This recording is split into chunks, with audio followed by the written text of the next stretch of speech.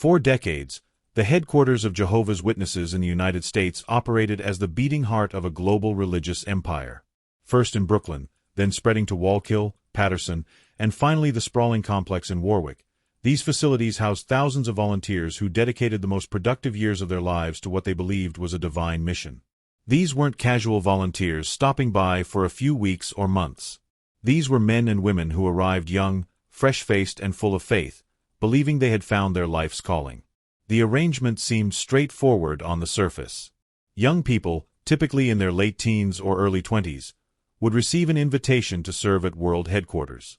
They would leave behind college opportunities, career prospects, romantic relationships, and family connections to move into shared dormitories and work in printing facilities, laundries, kitchens, maintenance departments, and administrative offices. In exchange, they received room, board, a small monthly stipend, and the intangible but powerful currency of spiritual prestige within the organization. But there was something else operating beneath the surface, something that was never written in any contract or formally articulated in any official publication. It was an understanding, a cultural expectation, a promise woven into the very fabric of Bethel life. Although no one ever explicitly stated that Bethel was a lifelong career, the internal communications, the speeches from the governing body, and the organizational culture created a clear and unmistakable expectation that those who served faithfully at Bethel would be cared for by the organization for the rest of their lives. This idea wasn't just casually mentioned. It was reinforced constantly through speeches about loyalty, about the unparalleled privilege of serving in Jehovah's house, and about the honor of renouncing worldly ambitions in exchange for sacred service. Circuit overseers and Bethel speakers at conventions would paint a picture of Bethel as the safest place to be before Armageddon, a spiritual fortress where dedicated servants could wait out the final days of this system of things. The message was clear: the world outside was dangerous, unstable, and spiritually toxic. But inside Bethel, you were home. Many believed this message completely. They restructured their entire lives around this promise, even though it was never written down anywhere in official policy. They didn't save for retirement because they believed the end was coming soon. They didn't pursue education because they were told that secular knowledge was inferior to spiritual understanding. They didn't build professional networks or develop marketable skills because they had been assured that Bethel would take care of them. They put their complete faith in an institution that, as they would discover decades later, had never actually made them any binding commitments at all. The recruitment process for Bethel in the United States always carried a powerful narrative. During district conventions and circuit assemblies throughout the 1970s, 1980s, and 1990s, young men and women would hear carefully crafted talks about the privilege of full-time service. Governing body members would appear in video presentations describing the joy of working at World Headquarters. These weren't subtle suggestions. They were passionate appeals that carried the weight of divine direction. The ideal Bethel candidate fit a specific profile. They were young, typically between 18 and 30 years old. They were physically strong and healthy, capable of long hours of manual labor. They demonstrated absolute obedience to organizational direction and showed no signs of questioning authority. They were unmarried or newly married couples willing to live in cramped quarters and submit to extensive rules governing their personal lives. And most importantly, they were willing to commit to an indefinite period of service. When these young people received their acceptance letters, it felt like winning a spiritual lottery. Their congregations would celebrate with special announcements and farewell parties. They would be held up as examples during local needs talks, models of what it meant to put kingdom interests first. Parents would beam with pride, even if they quietly worried about their children giving up conventional paths to success. The entire social structure of the religion reinforced the idea that Bethel service was the pinnacle of Christian dedication. Once inside the gates, whether in Brooklyn or later in the newer facilities upstate, these volunteers entered a completely self-contained world. Bethel operated as a total institution in the sociological sense. Every aspect of daily life was regulated, from the moment the wake-up bell rang in the morning until lights out at night. Volunteers worked their assigned jobs, typically 8 to 10 hours a day, 6 days a week. They attended daily text discussion, weekly watchtower studies, and monthly Bethel family meetings where members of the governing body would address them directly. 3 fundamental elements made Bethel seem like a legitimate life trajectory rather than a temporary assignment. The first was stability. Unlike life in the outside world with its uncertainties about employment, housing, and income, Bethel provided a predictable routine. You knew where you would sleep, what you would eat, and what your daily schedule would look like. For young people overwhelmed by the complexities of adult life, this structure felt reassuring, even liberating in its simplicity. The second element was spiritual purpose. Working at Bethel meant you were contributing directly to the most important work on earth. If you worked in the printing plant, every magazine you helped produce could potentially save someone's life at Armageddon. If you cleaned the bathrooms, you were maintaining Jehovah's house. If you served food in the dining room, you were supporting those who supported the worldwide preaching work. Every task, no matter how menial, carried cosmic significance. This sense of purpose couldn't be found in any worldly job. You weren't just earning a paycheck. You were participating in the fulfillment of biblical prophecy. The third element was belonging. Bethel created an intensely insular community where everyone shared the same beliefs, the same language, and the same life goals. You were surrounded by people who understood you completely because they had made the same sacrifices you had made. The social bonds formed at Bethel were deep and meaningful precisely because everyone had cut ties with their previous lives. You ate together, worked together, worshiped together, and spent your limited free time together. Many volunteers described Bethel as feeling like a large family, and indeed, for those who had strained relationships with their biological families due to religious conflicts, Bethel became their primary source of social connection. For many young people, these three elements combined to replace everything they had given up. Who needed college when you had purpose? Who needed career advancement when you had stability? Who needed a diverse social network when you had a community of like-minded believers? The psychological substitution was complete. Bethel became not just where you worked, but who you were. The result of this process was entirely predictable. Thousands of people aged within the Bethel system without ever building anything outside of it. They accumulated no retirement savings because they earned almost nothing. They developed no professional credentials because their work experience consisted of tasks specific to organizational needs that had little market value elsewhere. They maintained no significant connections outside the insular Bethel community because they were actively discouraged from forming worldly associations. They owned no property because they were told that material possessions would only weigh them down spiritually. They had no plan B because planning for life outside Bethel felt like a betrayal of faith, an admission that you didn't really believe Armageddon was imminent. Year after year, decade after decade, these volunteers poured their energy into an institution that they believed would honor their sacrifice. And the institution did honor them, in a sense. Long-serving Bethelites received recognition during morning worship programs. They were occasionally interviewed for organizational publications. They might be assigned to positions of slightly greater responsibility or moved to more comfortable rooms. But these gestures of appreciation, while meaningful in the moment, did nothing to address the fundamental vulnerability of their position. They were building their entire lives on a foundation that could be removed at any time, for any reason, with no notice and no safety net. They just didn't know it yet. Part 2. The First Cracks. Staff Reduction and Structural Change. Throughout the 1970s and 1980s, Bethel in the United States operated at its peak capacity. The printing facilities in Brooklyn ran around the clock, producing literature in dozens of languages. The Watchtower magazine alone had a circulation in the millions. New construction projects created demand for skilled laborers. The organization was expanding globally, and world headquarters needed personnel to support that growth. During this golden age of organizational expansion, the notion that Bethel service could last a lifetime seemed entirely reasonable. But beneath the surface, economic and demographic realities were beginning to shift. By the 1990s, the first warning signs appeared. The rate of new baptisms in developed countries was slowing. Each year, fewer young people from Western nations were choosing to dedicate their lives to full-time service. Meanwhile, the population of Bethelites was aging. The young volunteers who had arrived in their 20s during the 1960s and 1970s were now in their 40s and 50s. They were developing health problems. Their productivity was declining, and they required increasingly expensive medical care. From a purely administrative perspective, the organization faced a growing problem. Maintaining an aging workforce was expensive. Every older Bethelite who needed medication, physical therapy, or accommodations for declining abilities represented a cost that didn't exist when they were young and healthy. At the same time, The organization's printing operations were becoming obsolete. The Internet was making physical literature less necessary. Congregations could download meeting materials instead of ordering printed copies. The massive printing presses that had once been the centerpiece of Bethel operations were becoming expensive anachronisms. The first significant staff reductions began in the early 2000s, though they were implemented quietly and framed as routine adjustments. A few dozen workers here, a department consolidation there.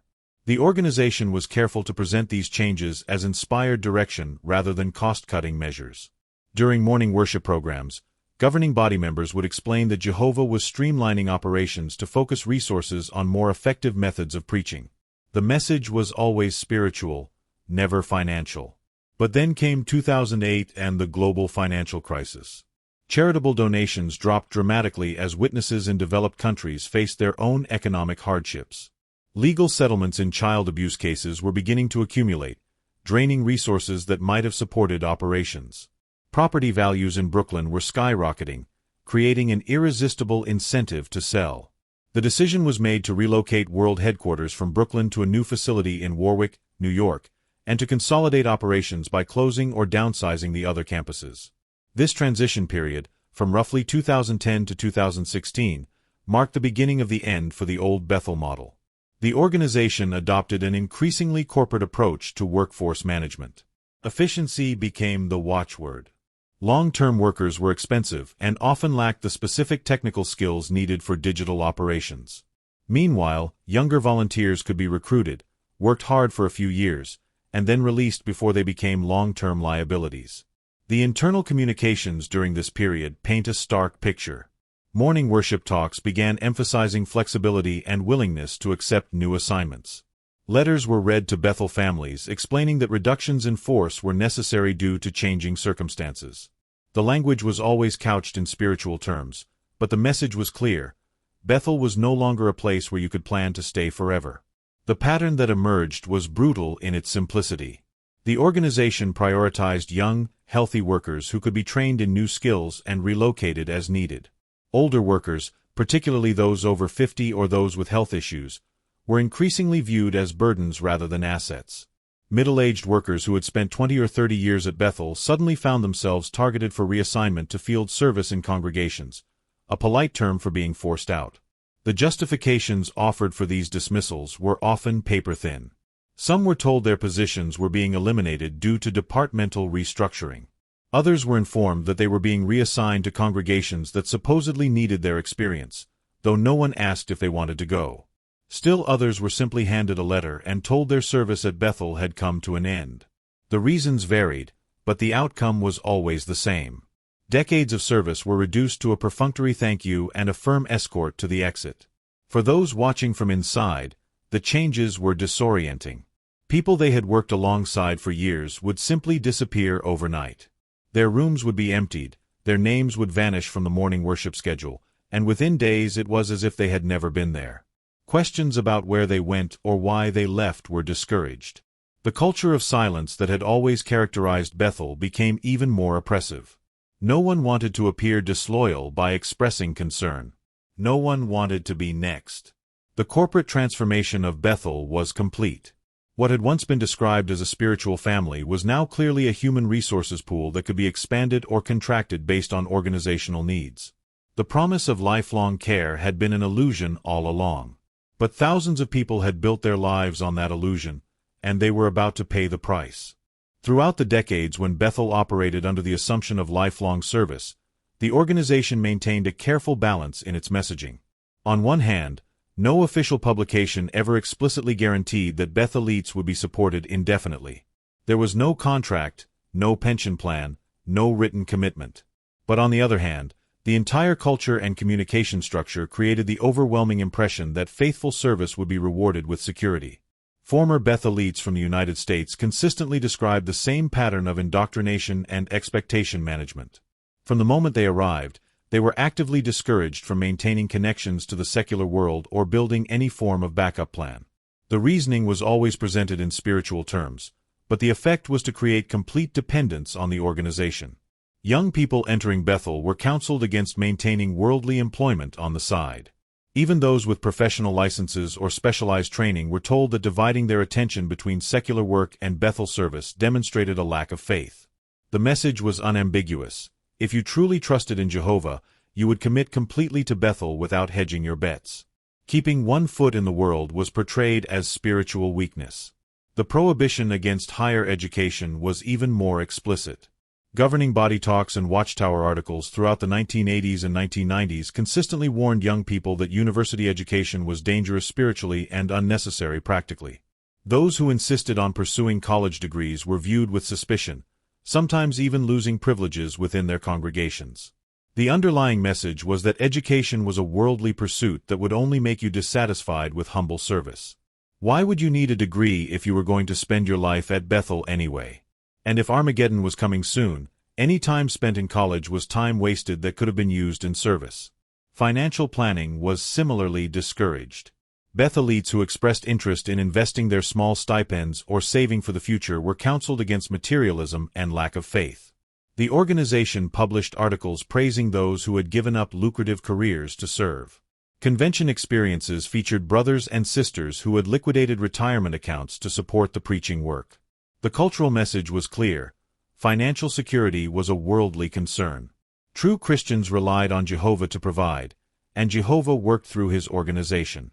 Therefore, trusting the organization was equivalent to trusting God. This messaging created a psychological trap that former Bethelites describe as both powerful and insidious. On the surface, the organization never explicitly promised to care for workers indefinitely. But the entire system was designed to prevent workers from creating any alternative source of security. You couldn't work a regular job because that showed lack of dedication. You couldn't pursue education because that showed worldly ambition. You couldn't save money because that showed materialism. And you couldn't make contingency plans because that showed lack of faith. The only rational option, given these constraints, was to trust that the organization would honor the decades of service you were providing. Internal speeches from governing body members reinforced this dependency in subtle but powerful ways. They would frequently quote scriptures about Jehovah not abandoning his faithful servants. They would reference examples from the Bible of people who trusted God and were miraculously provided for. They would remind Bethelites that they were part of a spiritual family that took care of its own. The implication was always the same. Your sacrifice is noticed, your loyalty is valued, and you will be protected. Some of the most heart-wrenching testimonies from former Bethelites described the moment they realized how thoroughly they had been manipulated. These are people who had turned down full college scholarships because they were told education would corrupt them spiritually. They had refused marriage proposals from non-Bethelites because maintaining their assignment was presented as more important than personal happiness. They had watched their parents age and die while seeing them only occasionally because leaving Bethel for extended visits suggested divided loyalties. They had lived in tiny rooms with roommates they didn't choose, eaten food they didn't select, followed schedules they didn't create, and sacrificed every aspect of personal autonomy because they genuinely believed they were investing in their eternal future. The psychological effect of this belief system was identical to a formal contract, even though no contract existed. These volunteers weren't simply donating their time. They were constructing their entire identity and life strategy around the assumption that Bethel service was a form of legitimate long-term security. They looked at older Bethelites who had been there for 30 or 40 years and thought, that will be me someday. They observed how the organization cared for elderly Bethelites who could no longer work full-time, providing them with light duties and medical care, and concluded that they too would receive such care when they needed it. What they didn't understand was that the organization's willingness to care for older workers was never based on obligation or loyalty. It was based purely on operational convenience. As long as the organization had the resources and the space and the inclination to keep older workers, they would do so. But the moment those circumstances changed, the same workers who had been praised as pillars of faith would become expendable line items in a budget that needed cutting. The promise that sustained Bethel for decades was never a promise at all. It was a carefully maintained ambiguity that allowed the organization to benefit from workers' total commitment while retaining complete freedom to discard those workers whenever it became advantageous to do so. And thousands of people, perhaps tens of thousands over the decades, built their lives on this ambiguity, believing they were secure when they were actually more vulnerable than they had ever been. The phrase, "Night of Tears," doesn't appear in any official Watchtower publication. It's not a term used in press releases or public statements. Instead, It's a piece of folk history that emerged from the experiences of Bethelites who lived through the mass dismissals that occurred in waves between 2013 and 2016, though similar episodes happened before and after this period as well. The term captures something that no official communication could convey: the moment when thousands of workers simultaneously realized that the promise they had built their lives around was never real. The pattern of these dismissals was remarkably consistent regardless of when or where they occurred. Bethelites would be going about their normal routines, attending morning worship, working their assignments, sharing meals with their Bethel family. Then, without warning, urgent meetings would be called. Sometimes it was an entire department gathered together. Other times it was individuals summoned to administrative offices. The atmosphere at these gatherings was tense, with an undercurrent of barely suppressed anxiety. People knew something significant was about to happen, but they couldn't yet articulate what. Then the envelopes would be distributed. Small, unremarkable envelopes that contained letters with the power to append entire lives. The language in these letters was bureaucratic and impersonal, typically expressing appreciation for years of faithful service while explaining that the recipient's assignment at Bethel was being terminated. Sometimes a reason was offered, such as departmental restructuring or organizational realignment. Other times no reason was given at all, just a statement that this decision was in the best interests of the organization and should be accepted as direction from Jehovah. The timeline provided for departure was often shockingly brief. Some workers were given 30 days to vacate their rooms and leave the property. Others received even less notice. There was no negotiation, no appeal process, no opportunity to argue your case or request an extension. The decision had been made at a level far above any individual Bethelite's access, and it was final. Decades of service could be ended with a letter that took 2 minutes to read. What made these dismissals particularly traumatic was the complete absence of any transition support. Workers who were being asked to leave received no job placement assistance, no help finding housing, no outplacement counseling. If they had family they could return to, they were expected to figure out those arrangements on their own. If they didn't have family, they were left to navigate a world they had deliberately cut themselves off from for decades. The organization that had controlled every aspect of their lives suddenly had nothing more to offer them than a form thank you and instructions about when to turn in their room key. Former Bethelites described the immediate aftermath of these announcements in almost identical terms. There was shock first, a kind of cognitive paralysis where the mind couldn't quite process what was happening. People would reread their dismissal letters multiple times, looking for some clause or exception they might have missed. Then came the desperate attempt to understand why this was happening. Had they done something wrong? Were they being punished? Was this a test of faith? The letters rarely provided satisfying answers to these questions. Some of those dismissed had been at Bethel for more than 30 years. They had arrived as teenagers and were now middle-aged, having never worked a regular job or lived independently. Others were dealing with health issues, chronic conditions that had developed during their years of service and now made them less employable. Still others were married couples who had served together, now facing the prospect of building a life outside Bethel with no savings, no home, and no real work experience to put on a resume. The stories that emerged from these dismissals are devastating in their specificity. There was the brother who had worked in the printing bindery for 28 years, developing specialized skills that were worthless outside of Bethel. When he tried to find work in commercial printing, he discovered he had no formal certifications and that the technology had changed so dramatically during his years at Bethel that his experience was obsolete. There was the sister who had served in the laundry for 32 years and found herself at age 53 trying to get hired for entry-level jobs at commercial laundries, competing with people half her age who had no gaps in their employment history. What compounded the trauma was the expectation that those being dismissed should accept their fate with gratitude and spiritual maturity. To express anger, disappointment, or fear was viewed as displaying a poor spiritual attitude. The official line was that these changes represented Jehovah's will, and faithful Christians should support organizational decisions even when they didn't understand them. Any Bethelite who questioned the fairness or wisdom of the dismissals risked being labeled as spiritually weak or possibly even apostate. The social cost of these dismissals was equally severe. Bethelites who were let go often lost contact with the friends they had made during their years of service. Current Bethelites were discouraged from maintaining close contact with those who had left, ostensibly to avoid distraction but practically to prevent the spread of dissent or disillusionment. The community that had been your entire social world for decades would suddenly become inaccessible. People who had felt like family would stop responding to your messages. You were physically and socially expelled from the only world you had known for most of your adult life. The term Night of Tears emerged because multiple witnesses report seeing grown men and women breaking down crying during and after these dismissal meetings. Some wept in their rooms.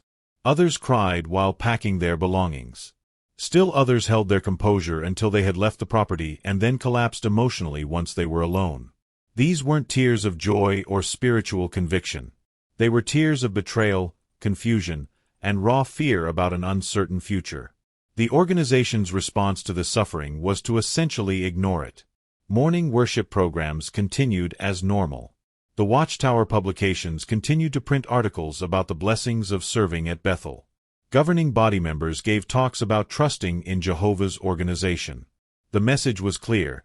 The institution was more important than any individual's pain. Those who had been dismissed needed to move on quietly and not create problems for those who remained. The emotional and financial devastation of thousands of workers was treated as an unavoidable but ultimately unimportant side effect of necessary organizational changes. And perhaps most cruelly, those who suffered through these dismissals often felt they couldn't even express their pain to fellow believers in their congregations.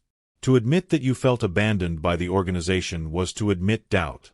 And admitting doubt could lead to being viewed as spiritually dangerous. So they suffered in silence, trying to rebuild lives they had never planned to live, struggling with feelings of worthlessness and betrayal that they weren't permitted to name. The human cost of Bethel's broken promise cannot be adequately captured in statistics, though the numbers are staggering. Thousands of men and women, released from service at an age when most professionals are at the peak of their careers, found themselves competing for entry-level positions with no savings, no professional network, and enormous gaps in their work history that required uncomfortable explanations during job interviews.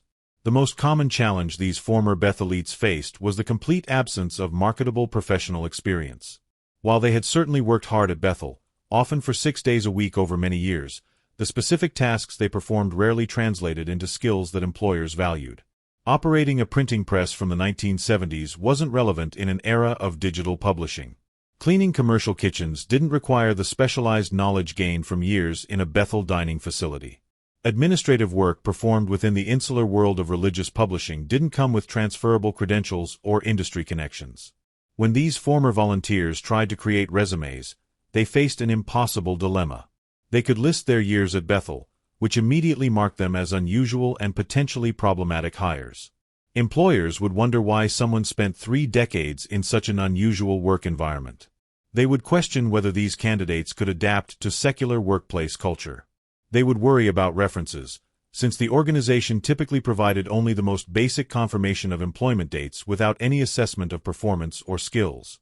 Or alternatively, former Bethelites could try to hide or minimize their Bethel experience, but this created even larger gaps in their work history that raised red flags for any hiring manager.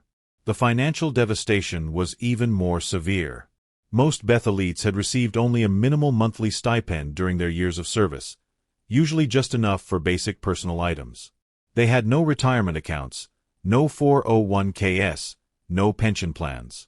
They had not paid into Social Security for the years they were at Bethel, creating gaps in their earnings history that would reduce their eventual benefits. Some had been at Bethel so long that they had never actually filed income taxes as independent adults. They owned no property and had accumulated no assets. Many had given away inheritances or family money to the organization, believing they wouldn't need it. At an age when most Americans had some form of retirement savings, these former volunteers had literally nothing. Housing presented yet another crisis. After decades of institutional living, many former Bethelites had no credit history. They had never rented an apartment, never applied for a mortgage, never dealt with landlords or property management. They didn't know how to evaluate neighborhoods or negotiate leases. And most fundamentally, they had no money for security deposits or first and last month's rent. Their only option was often to return to the homes of aging parents or siblings, becoming dependent on family members they barely knew after decades of limited contact. The psychological impact of this forced transition was perhaps most devastating of all. Former Bethelites describe experiencing symptoms consistent with complex trauma: depression, anxiety, feelings of worthlessness, difficulty trusting others, and a pervasive sense of having wasted their lives. They had been told repeatedly that Bethel service was the most valuable thing they could do with their time. Now they were discovering that the secular world didn't value this experience at all and that they had sacrificed opportunities they could never recover. Many struggled with a profound identity crisis. When your entire sense of self is built around being a Bethelite, being part of the spiritual elite, having direct access to the governing body and participation in Jehovah's most important work, what are you when all of that is taken away? Some former workers describe feeling like failures even though they hadn't done anything wrong. The organization had dismissed them, but they internalized that dismissal as evidence of personal inadequacy. If they had been more valuable, more indispensable, surely they would have been kept on. The faith crisis that accompanied these practical struggles was equally significant. For many, the cognitive dissonance became unbearable. They had been taught that Jehovah's organization was unique in its love and care for individuals. They had memorized scriptures about God never abandoning the righteous. They had believed that their sacrifice was noticed and valued by both God and the organization. The reality of their dismissal contradicted everything they had been taught. Either the organization wasn't actually directed by God, or God didn't care about them as much as they had believed, or they themselves were somehow unworthy. Any of these conclusions was spiritually destabilizing. Some former Bethelites managed to maintain their faith in the religion even as they struggled with feelings of abandonment by the organization. They rationalized their dismissal as a test of faith or as redirection from Jehovah toward a different form of service. They threw themselves into congregation activities, perhaps hoping that increased zeal would somehow compensate for their perceived failure at Bethel. But this strategy often proved unsustainable. Congregations had their own dynamics and hierarchies, and returning Bethelites often found themselves treated as oddities or even with suspicion. Why had they really left Bethel? Had they been dismissed for misconduct? The stigma of dismissal followed them, making it difficult to reintegrate. Others experienced a complete crisis of faith and eventually left the religion entirely. For these individuals, the betrayal by the organization called into question every teaching they had accepted. If the organization could lie about this, what else had they lied about? If the governing body could treat longtime servants so callously, how could they claim to represent a loving God? Many began researching the religion's history, discovering doctrinal inconsistencies, failed prophecies, and policy changes that had been hidden or minimized. What began as disillusionment with organizational practices evolved into fundamental questions about the religion's truth claims.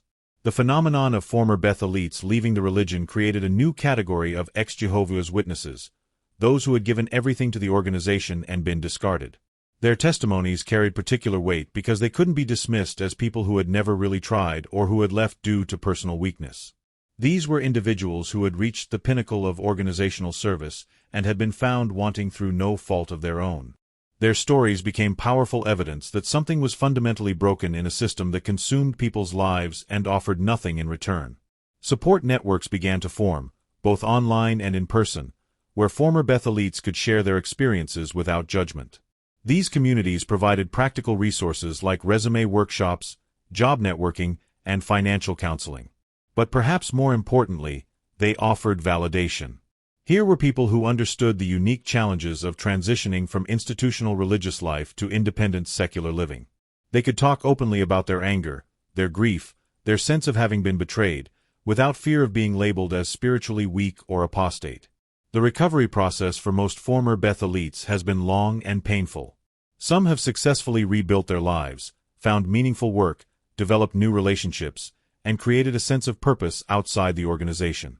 Others continue to struggle years or even decades after their dismissal, unable to fully recover from the financial and psychological damage. And a significant number exist in a kind of limbo, still Jehovah's Witnesses in name but emotionally disconnected, going through the motions of meeting attendance and field service while privately grappling with unresolved trauma and resentment. What unites all of these experiences is the recognition that they were failed by a system that claimed to embody divine love and care. They gave everything they had to an organization that promised nothing in writing but implied everything in practice. And when they were no longer useful, they were discarded without ceremony, without compensation, and without acknowledgement of their sacrifice. They represent a lost generation, caught between the faith that defined their youth and the reality that betrayed their trust. While volunteers were being systematically dismissed from Bethel with minimal notice and no support, The public discourse from the governing body and organizational publications continued to extol the virtues of simplicity, sacrifice, and loyal service. This disconnect between what was happening behind the scenes and what was being communicated publicly reveals much about how the organization manages its image versus how it manages its operations. During the very period when mass dismissals were occurring, the organization released videos and publications celebrating Bethel life. Morning worship talks emphasized the privilege of full-time service. Convention programs featured interviews with longtime Bethelites who spoke glowingly about their decades of service. The implication was always that Bethel remained what it had always claimed to be, a spiritual paradise where faithful servants could dedicate their lives to kingdom work. The language used to frame organizational changes was carefully crafted to avoid any hint of financial motivation or managerial callousness. When departments were downsized, it was described as streamlining operations to better serve the preaching work. When older workers were dismissed, it was framed as new assignments in the field where their experience was needed. When entire facilities were sold and consolidated, it was presented as adjusting to changing times under the direction of Holy Spirit. Never was it acknowledged that these changes represented a fundamental shift in the organization's relationship with its volunteer workforce. Governing body members continued to give talks about trusting in Jehovah's organization and submitting to direction even when it didn't make sense from a human perspective. They emphasized that true Christians didn't need to understand every decision made by those taking the lead. They praised examples from biblical history where faithful servants accepted difficult assignments without complaint.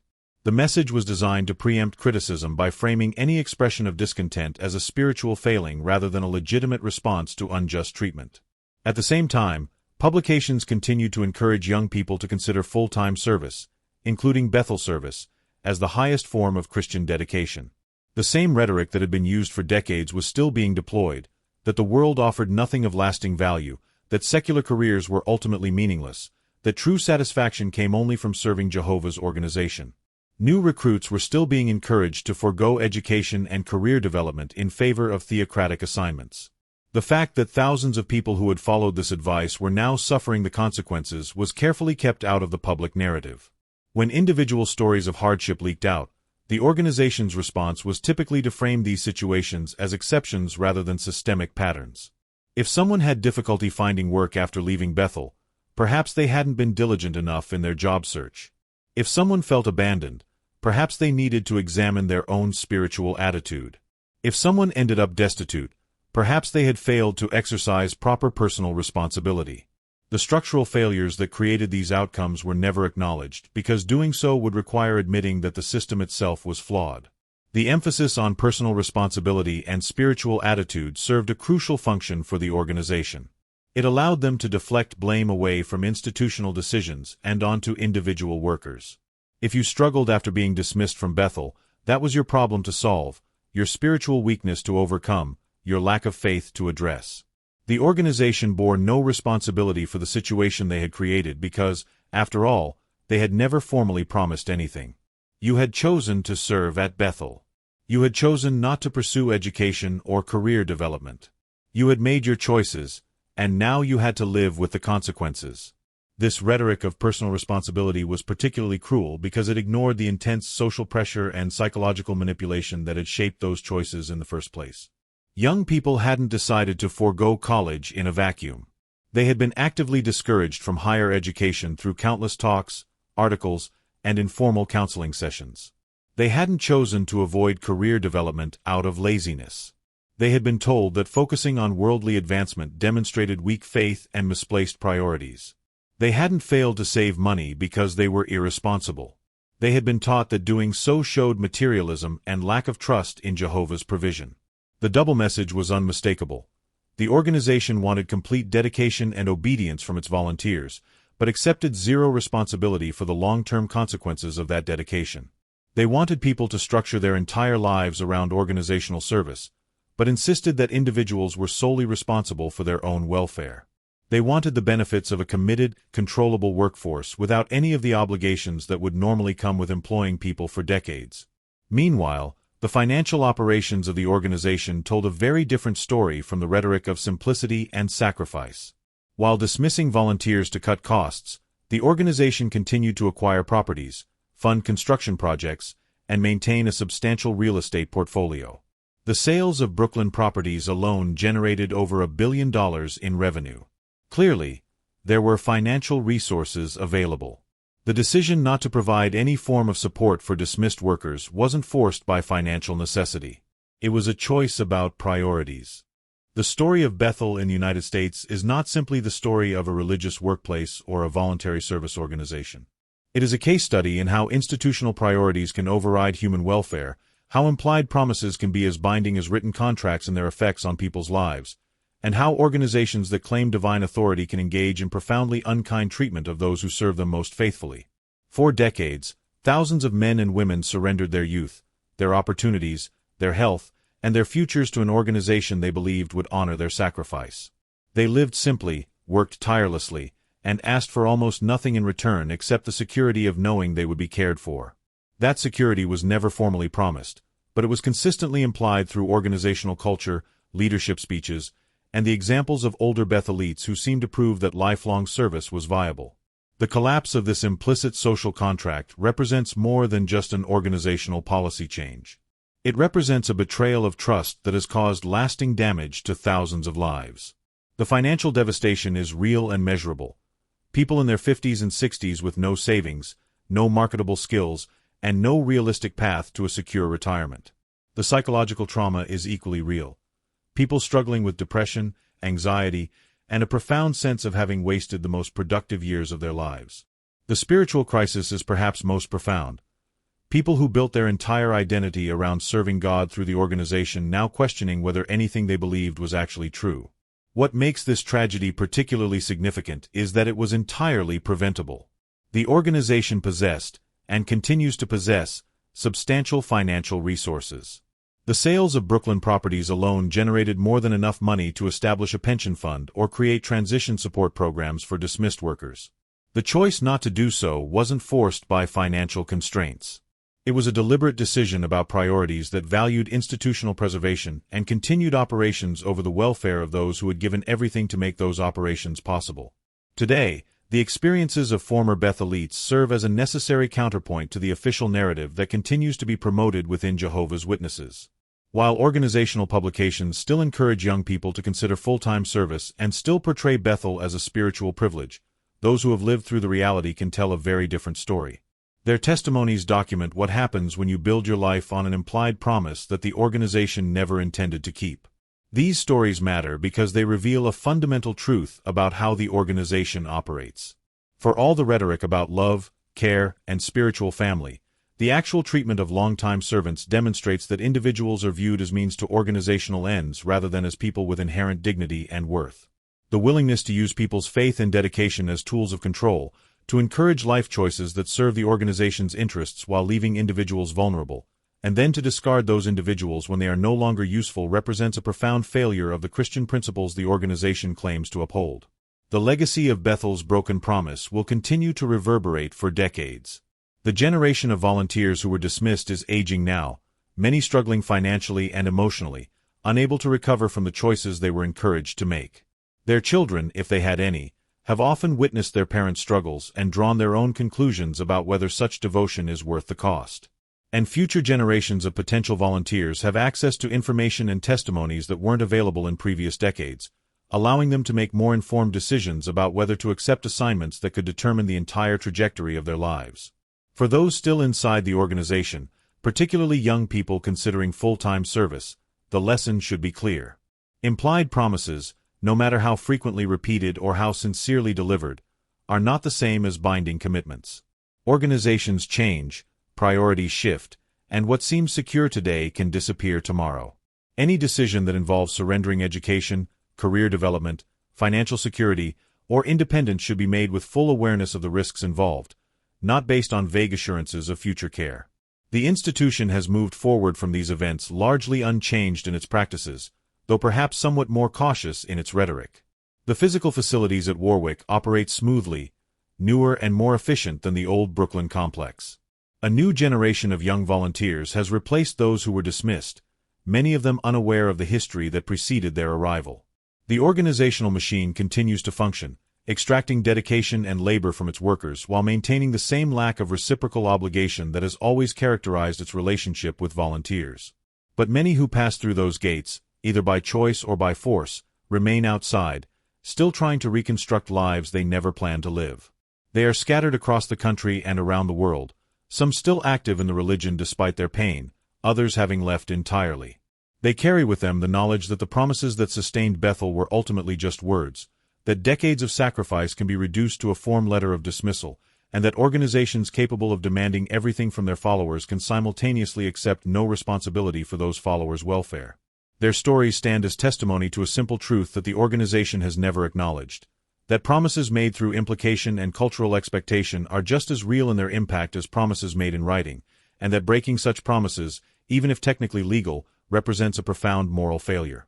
The volunteers who built their lives around serving at Bethel deserved better than they received. They deserved honesty about the precariousness of their position.